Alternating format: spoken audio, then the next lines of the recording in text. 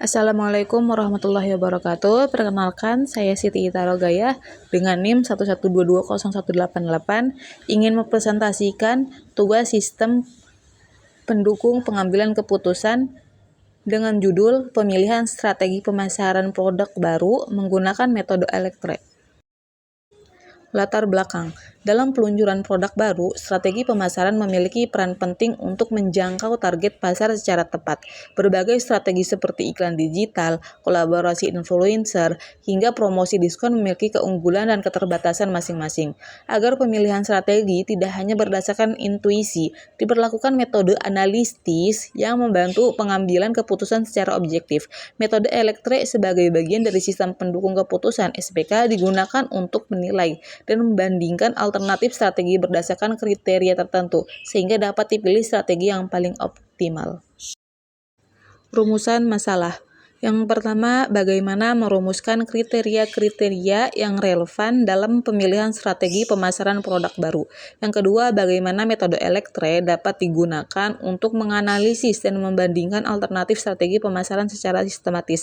Dan yang ketiga, yaitu strategi pemasaran mana yang paling optimal berdasarkan hasil perhitungan metode Elektre. Selanjutnya yaitu tujuan penelitian. Yang pertama, menentukan kriteria-kriteria yang relevan dalam pemilihan strategi pemasaran produk baru. Yang kedua, mengaplikasikan metode Elektre dalam menganalisis berbagai alternatif strategi pemasaran.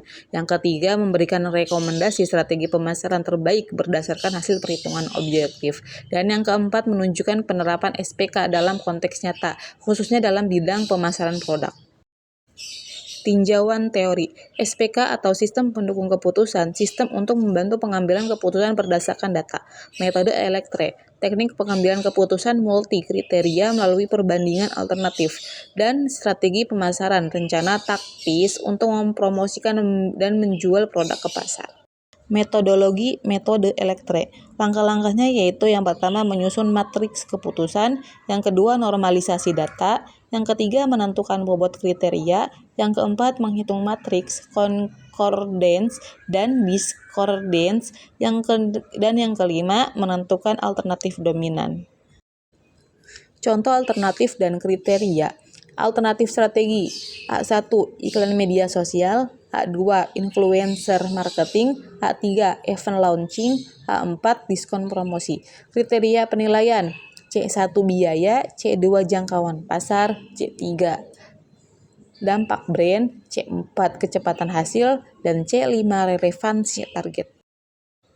Hasil simulasi dan contohnya. Berdasarkan perhitungan metode Elektre, strategi A2 influencer marketing menjadi pilihan optimal karena memiliki nilai dominasi tertinggi dalam jangkauan, dampak brand, dan kecepatan hasil.